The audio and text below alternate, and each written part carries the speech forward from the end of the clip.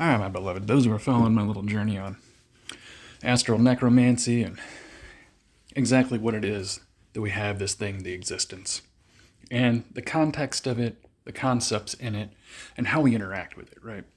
How we get certain mind power. Because if you're in one state, you're like, well, I can't think of how to get to the next state. Well, in ancient times, this was a thing. The thing that created us, right? Because there's something that created us, and we're also a evolution of process and progress. And there's always a reset button. Every now and then a reset button gets hit. And then we start from square one, right? Whether it squares out society down to very basic things, right? Where we get rid of most of what we do is mathematics and the graduations of higher intelligence, right? Celestial intelligence specifically. That kind of gets clean slated. Because what happens is that intelligence gets locked up in people. And instead of doing what that intelligence intends for those things to be a perfect work, they get down to a human, right? And we still get access to it. We still get access to it even though we can't make perfect works out of it. We might be able to get close. But unlike a spiritual entity, unlike a infinite mind power entity, we're a fraction, right? And we're taking a fraction of a fraction, right? That great everything, that great possibility, that the thing they call Ein Sof or Ayan Sawap or infinite potential, right? We'll call it infinite potential. It doesn't have a format, doesn't have a form, right? Infinite mental potential doesn't really have a form, right? It's not physical, it's etheric, right? The power we get access to is etheric mentally, right? You can't grab a book and you can't make a book go in your mind without doing something, right? Okay. So there's a consumptive process on everything. Now, there were great people that were able to make things happen in the world socially, psychosocially, engineering it, right, if you will, to tuning it to the age's content. We believe something like that's about to happen. Something's tuning the age. The age is about to tune its content back to what it ought to be.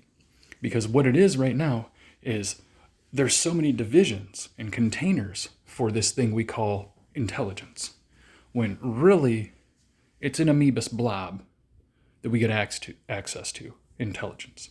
There's earthly intelligence, there's celestial intelligence, right? There's earthly understandings and energies you get access to through sigil, and there's celestial stuff you get access to through sigil, typically through sigil. Sigil or honoring, right?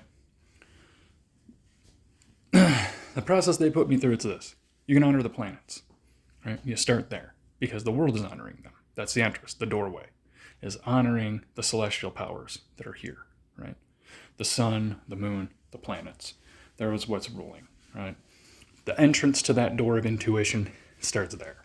From there, you've got to realize that these people who wrote books had an intuition. They probably had a spirit talking to them. They were initiated. To get initiated, you need to meet somebody in the crap. And this is why I want to take it all back. If Saturn lets me, I'm going to take all this shit back, and I'm going to give it out to guilds. I'm going to give it like it was way back when.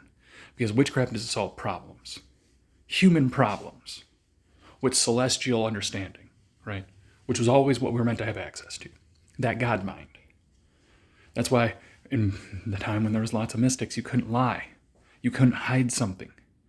Because there's a power that reveals secrets. There's a power that we all have access to. It's not, there's a couple more, there's favored people. But you can get favor. You can get favor by honoring, right? You can get the favor you need to be effective in your walk through that process, right? So there's a couple of things you can do. If you've been practicing witchcraft and you feel like you're not getting anything out of it, it's because you're not really practicing, right? You gotta get initiated somehow. One way, this is a hermit's game, guys. Most witches start out by themselves, lonely, without people around them, wanting to add things to their lives, realizing that that's a way to do it. Well, realistically, it was always how we solved problems way back when. how we got intimate information without having to go countries over where some guy was radiating circles correctly so that I can make my building right. Celestial information. Right? Spiritual information. We always have access. Temporal, and specific access to, right? It's like an engine, right? These spiritual energies, they give you a sigil that flashes in your mind, or they push your intuition to see it. You make that thing. And there's another process your intuition is going to tell you once you make one. That'll get it going. There's a process to creating it, and you're creating like an engine on a page. You're making a grimoire for yourself.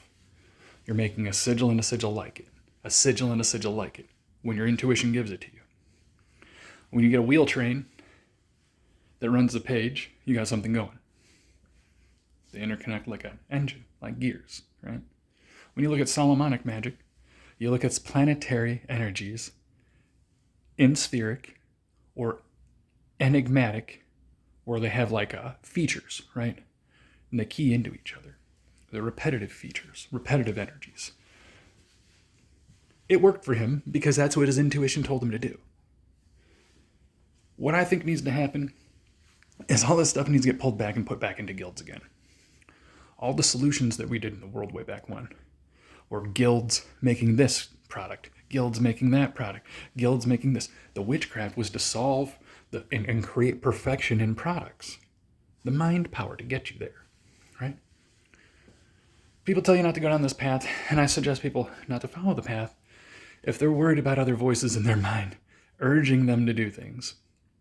If you can't find a center and realize that you're in the center and there's an ultimate two versions of you, left and right, you're in the center, right? Your intuition can easily have three voices. Your own thoughts left and right. Moving from that process, you can add others, which is the sigil process, right? You're adding other energies you can access. Some will tell you their names. Write their names down. That's their calling card. They'll usually want you to make a sigil of their name. It'll be pretty short. I might just have you write it. Just some thoughts. Thoughts on intuition and building thereof. You'll have a great rest of your day. Necromancer out.